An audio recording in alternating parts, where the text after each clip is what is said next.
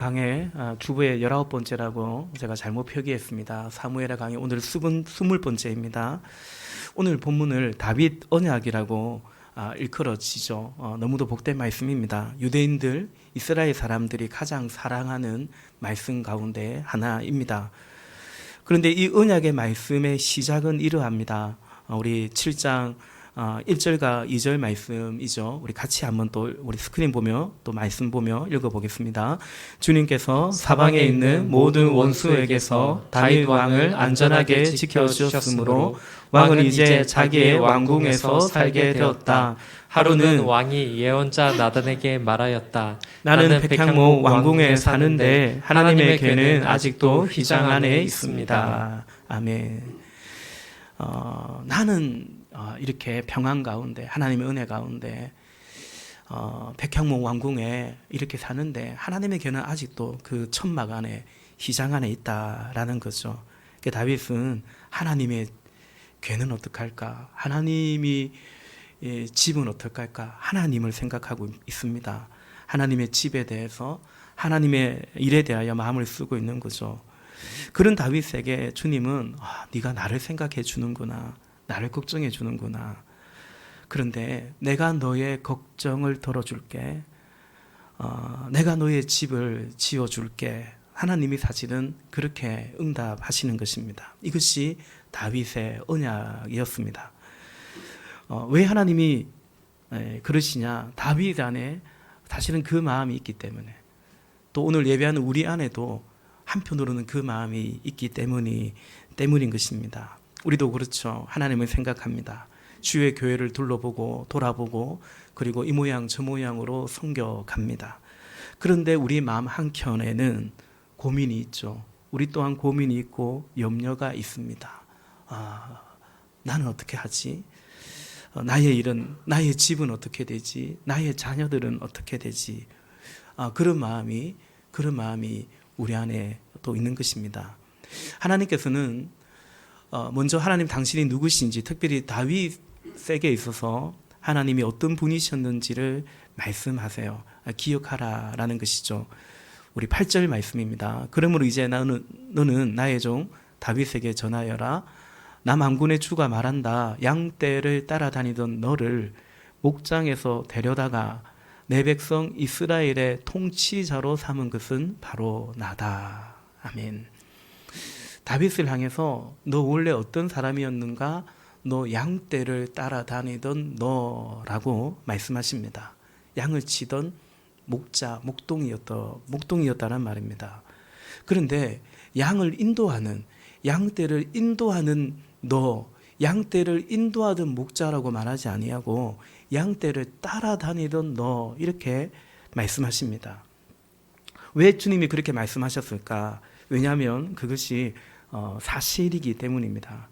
이스라엘 백성 가운데 양을 치는 사람이 적을까요? 많을까요? 적지 않습니다. 양을 치는 사람들은 이스라엘 백성들 안에서는 특별한 것이 아니라 보편적인 것입니다. 그러니까 다윗이 그냥 그런 사람이었습니다. 그저 그런 사람, 매우 보통 또 평범한 이제 이런 사람이었다라는 것입니다. 양을 인도하는 것 같지만 그러나 양을 따라다닌 것과 마찬가지입니다. 여러분, 우리가 그렇습니다. 돈을 버는 것 같지만 돈을 쫓아가고 있는 것입니다. 뭔가 일을 해서 무엇인가를 이루고 나의 자아를 실현해내는 것 같지만 꼭 그런 것도 아니죠. 먹고 살려니 일을 안 할 수가 없고 일을 쫓아 하는 것입니다. 이것이 세상의 모습이요, 이것이 이 땅의 모습인 것입니다. 그런 다윗을 하나님이 부르셨다라는 것입니다. 그런 우리를 우리 주님께서 불러주셨다라는 것입니다. 그래서 그리하여서 양떼를 따라다니는 것이 아니라 이렇게 주님을 따라다니도록, 주의 말씀을 따를 수 있도록 해주셨다라는 것입니다. 우리 9절입니다. 계속해서 9절 같이 한번 읽어보겠습니다. 시작. 나는 네가 어디로 가든지 언제나 너와 함께 있어서 내 모든 원수를 내 앞에서 물리쳐 주었다. 나는 이제 내 이름을 세상에서 위대한 사람들의 이름과 같이 빛나게 해주겠다. 아멘. 하나님은 다윗을 부르시고 그 다윗이 어디로 가든지 함께 하셨다. 함께 하셨다라고 말씀하십니다. 양떼를 따라다니던 다윗을 부르신 주님은 이제 그 다윗을 따라다니시는 목자가 되어주셨던 것입니다. 양의 원수를 곰이든 사자든 이리떼든 물리친 다윗이었는데 이제 그 다윗의 원수를 우리 주님이 물리쳐 주신 것입니다. 그리고 이제 9절 하반부부터는 다윗에게 언약을 주십니다. 그런데 그에 앞서 이 언약을 해주는 하나님 당신이 누구인지를 일러주십니다. 다윗에게 상기시켜주는 거죠. 내가 너에게 이런 하나님이었다라는 것입니다. 양떼를 따라다니는 너를 내가 불러서 내 백성의 목자로 통치자로 세웠고, 그리고 네가 어디를 가든지 내가 너와 함께하였고 너의 원수들을 물리쳐 주었다. 나는 너에게 그런 하나님이었다. 하나님이다. 라는 것을 말씀해 주시는 것입니다. 그러므로 이제 내가 하는 약속을 믿으라 라는 것입니다. 여러분, 약속이 중요합니다마는 믿지 않으면 소용이 없는 것이죠. 그래서 하나님은 다윗에게 언약을 주시기 이전에 그 언약을 하시는 하나님 당신이 누구신지를 일러주시고 믿을 것을 말씀하시는 것입니다. 오늘 우리도 마찬가지입니다. 약속은 믿음은 믿는 자의 것인 것입니다. 9절 하반부에서부터 다윗을 향한 주님의 언약이 시작됩니다.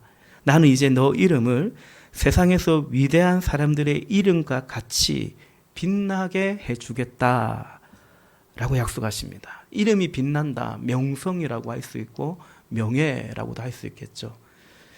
하나님께서는 다윗의 이름을, 명성을 약속하십니다. 그리고 약속은 계속 이어집니다. 우리 계속해서 10절과 11절 또 같이 교독해서 보겠습니다. 10절 제가 읽을게요. 이제 내가 한 곳을 정하여 그게 내 백성 이스라엘을 심어 그들이 자기의 땅에서 자리 잡고 살면서 다시는 옮겨 다닐 필요가 없도록 하고 이전과 같이 악한 사람들에게 억압을 받는 일도 없도록 하겠다.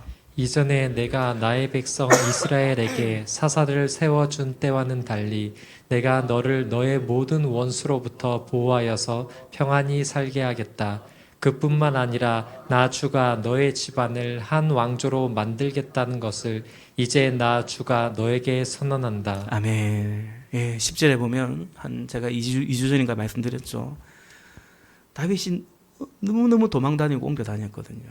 막 진저리가 나는 겁니다.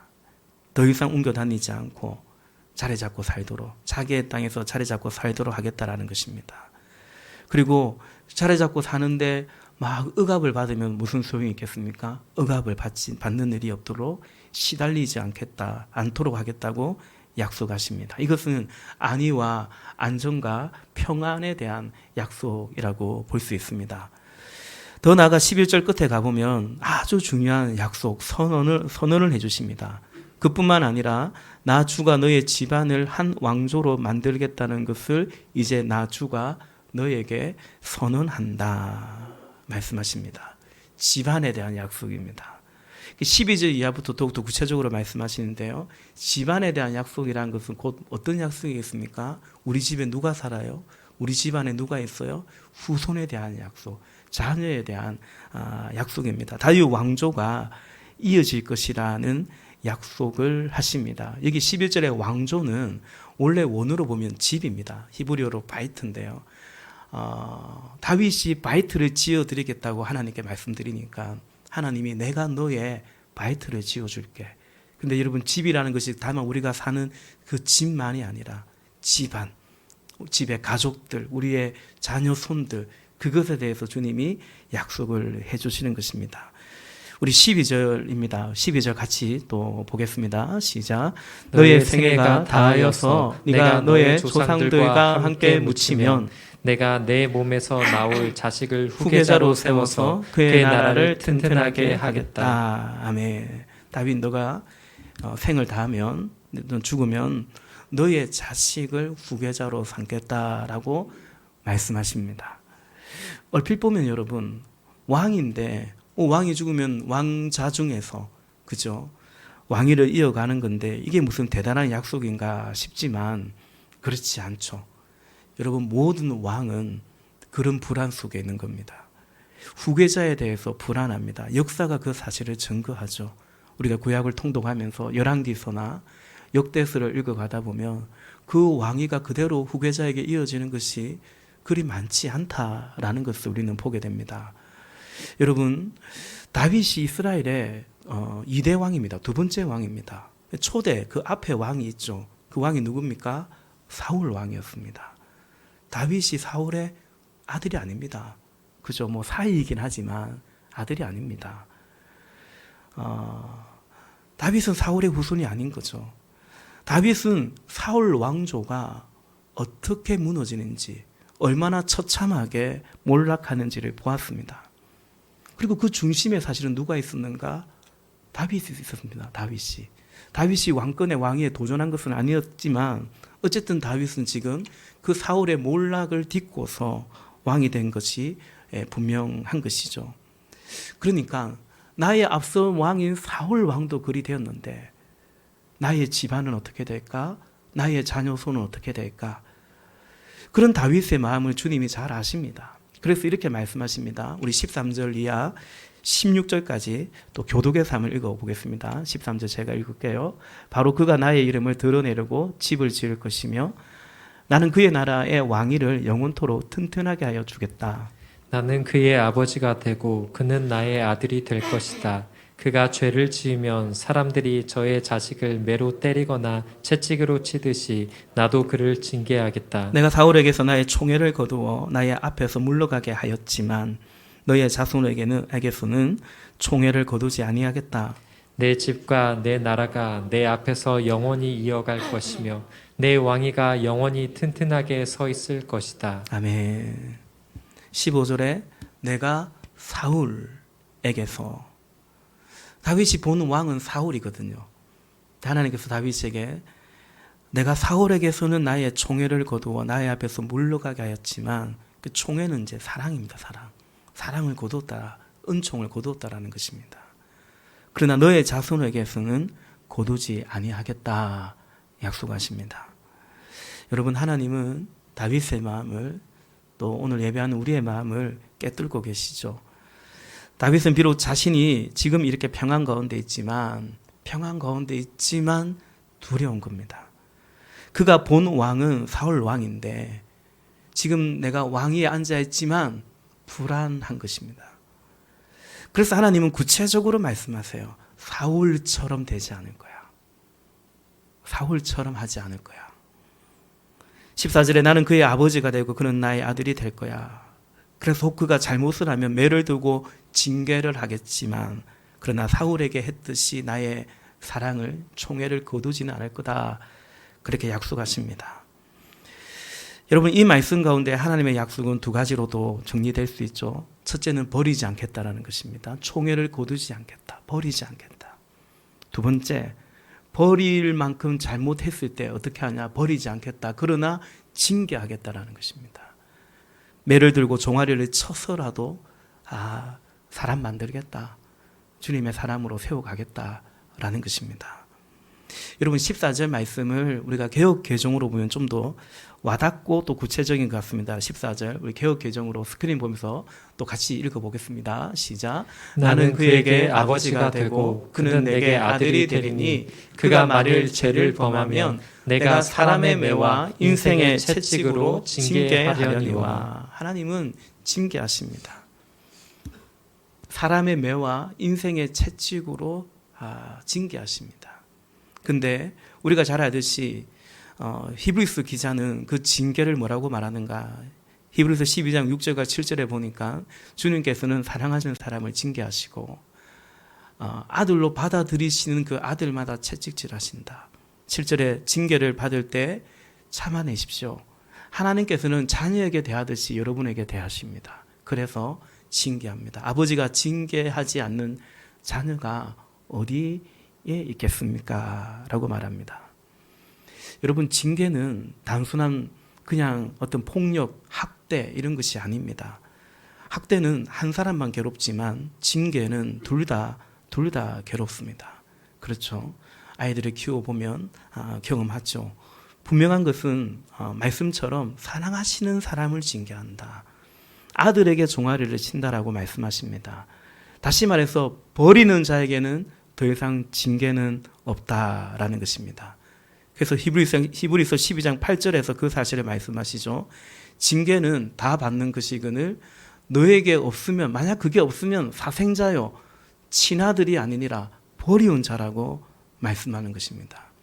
여러분, 버리는 것은 징계가 아니고 심판, 하나님의 심판이 되는 것입니다. 이렇게 이제 하나님께서는 다윗에게 언약을 하시는데요. 제가 이 말씀을 가만히 묵상할 때 다윗에게 주시는 언약은 크게 두 가지로 정리가 되는 것 같습니다.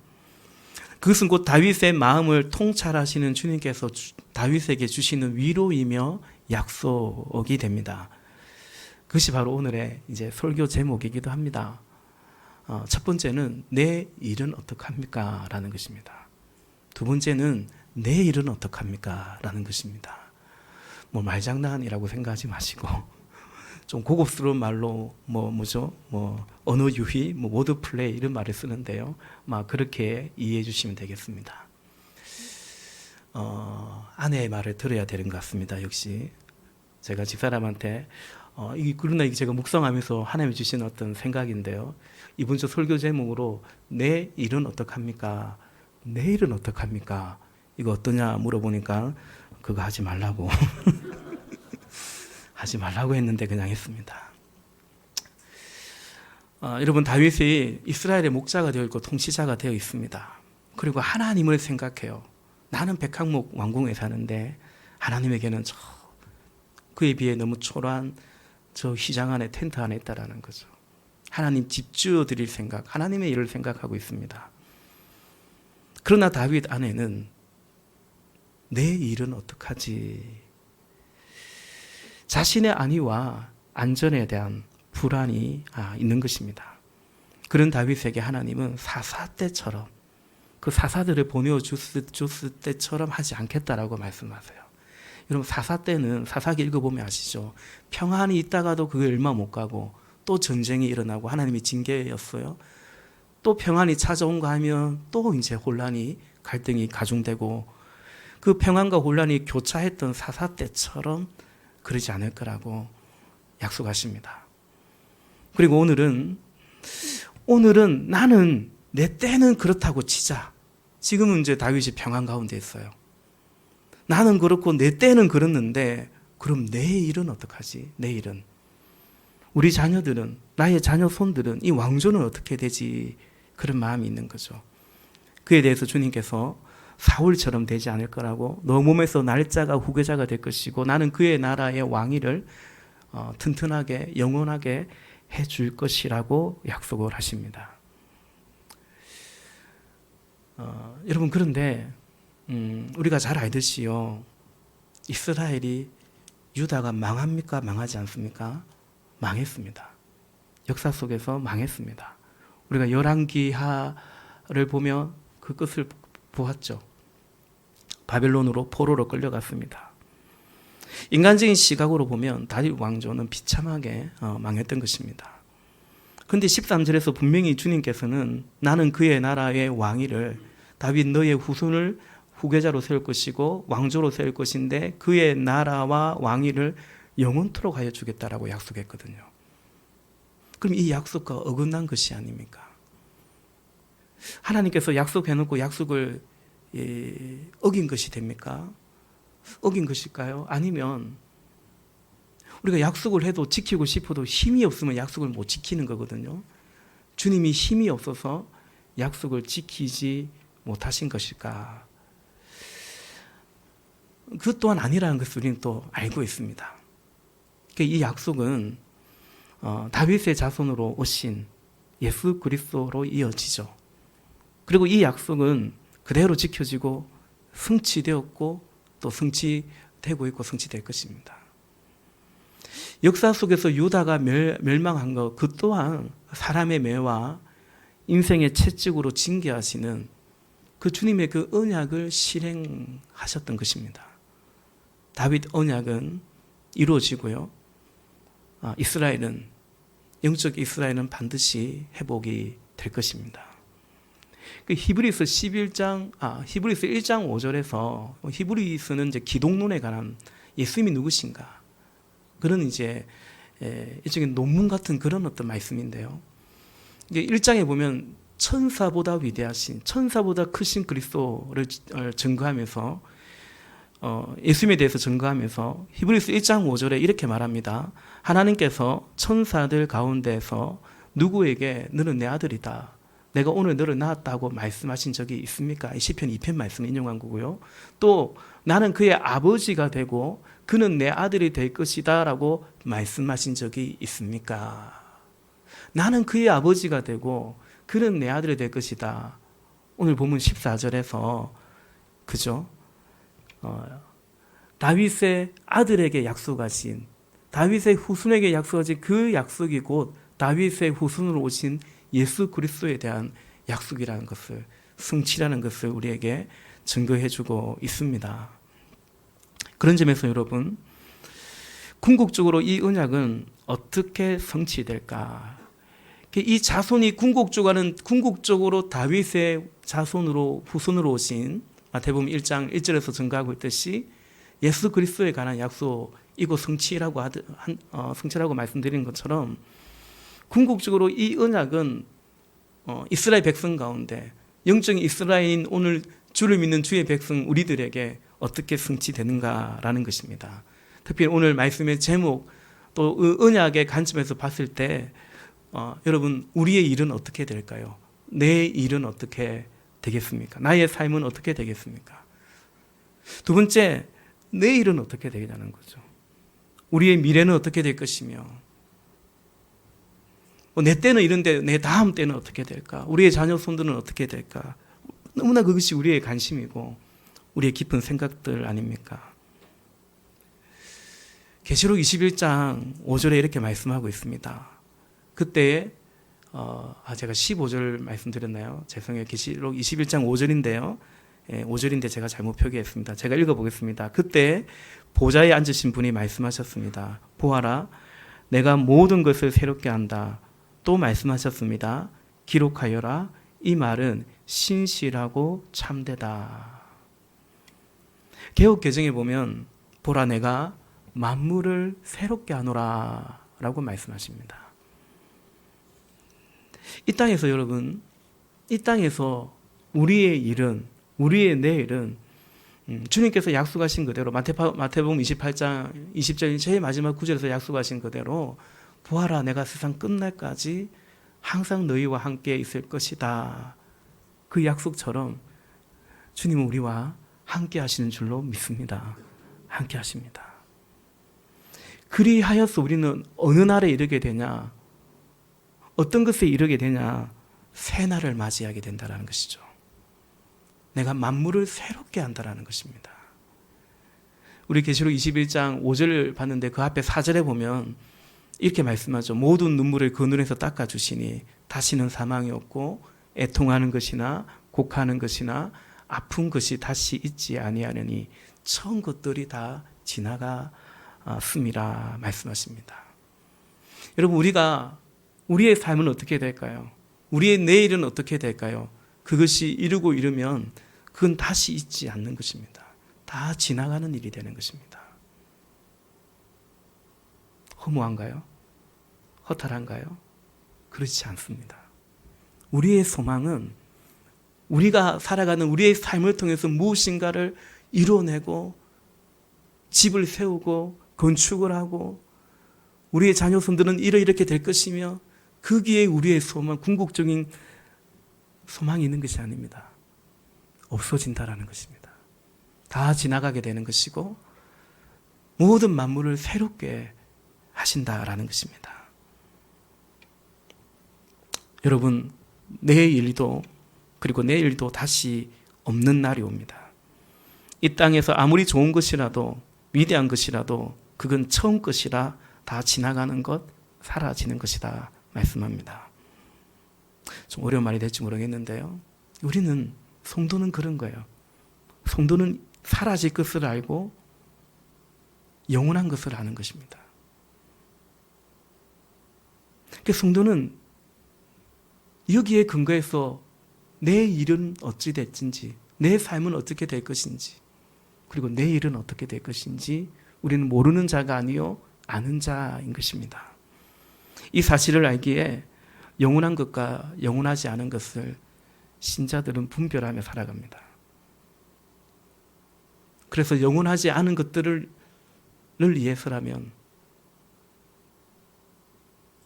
영원한 것들을 위해서라면 영원하지 않은 것들을 포기하기도 하며 살아가는 것입니다. 양떼를 따라서, 다시 말해 무엇을 먹을까 마실까 그런 염려 따라서, 또 내일에 대한 염려 따라서 이 땅의 것들을 따라서 그렇게 살지 아니하고, 더 이상은 공중 권세 잡은 자의 그 통치 가운데 매여 살지 아니하고, 만물을 새롭게 하시며 새하늘과 새 땅을 예배하신 우리 주님을 소망하며 살아가는 것이 바로 신자인 우리의 삶이요 우리의 앞날인 줄로 믿습니다. 여러분, 내 일은, 나의 일은 없어지는 것입니다. 우리의 내일은 바로 그런 날입니다. 없어지는데 진정 새로워지는 것입니다. 여러분, 그래서 어차피 없어질 거 우리가 이 땅에서 대충 사느냐? 그렇지 않습니다. 이 소망이 있기 때문에, 이 진리를 알기 때문에 우리는 믿음 안에서, 말씀 안에서, 참된 소망 안에서 살아가는 것입니다. 주님이 허락하신 우리의 인생의 집을 허락하신 이 부르심의 길을 지어가는 것이죠. 솔로몬이 나중에 주님의 집을 건축합니다. 하나님 허락하십니다. 솔로몬이 그 성전을 건축할 때, 여러분 건물을 지을 때 중요한 게 뭡니까? 기둥이거든요. 그 양 기둥의 이름을 뭐라고 짓냐면 야긴이라고 하고 보아스라고 그 기둥의 이름을 명명합니다. 그처럼 우리도 그 솔로몬의 고백처럼 우리도 그 믿음으로 살아간다라는 거죠. 역대하 3장 17절 말씀에 보니까 이렇게 그는 성전 본관 앞에 두 기둥을 세웠는데 하나는 오른쪽에, 다른 하나는 왼쪽에 세웠다. 오른쪽에 세운 것은 야긴이라고 부르고 왼쪽에 세운 것은 보아스라고 불렀다. 야긴의 뜻이 뭐냐면 그가 세운다. 하나님이 세운다라는 것입니다. 보아스는 무슨 뜻이냐면 그의 힘으로라는 뜻입니다. 성전을 딱 세워놓고 그가 세웠고 그의 힘으로 세웠다라고 고백을 하는 거죠. 이게 신자의 고백입니다. 우리가 주님 앞에 부르심 따라 세워가는데 그가 세우는 것이요 그의 힘으로 세워가는 것입니다.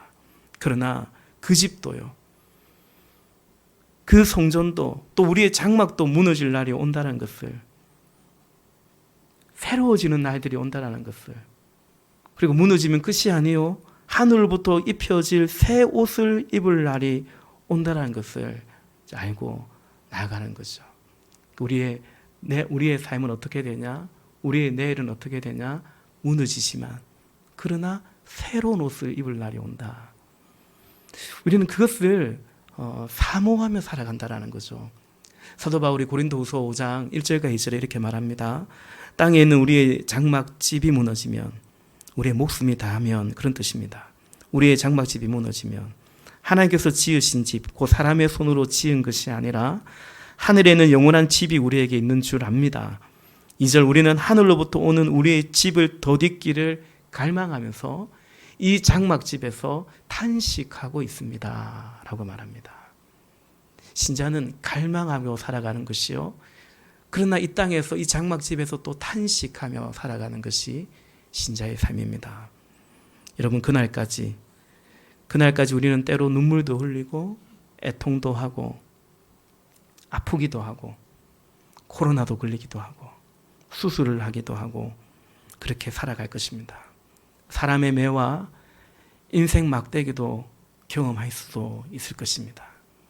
이렇게 목장을 세워가고 목장의 식구들과 우리의 삶을 나눠가며 영혼 구원하며, 오늘 우리 귀한 선교사님의 보고와 간증처럼 한 영혼 우리 살려가며 살아가는 것입니다. 사랑하는 여러분, 우리는 믿음 안에, 언약 안에, 말씀 안에 주님의 인도하심 안에 우리의 삶이 있음을 믿을 수 있기를 바랍니다. 주님이 우리를 불러내었을 뿐만 아니라 다윗을 불러내으시고 다윗을 인도하시고 다윗을 추적하시고 다윗과 함께 하시듯이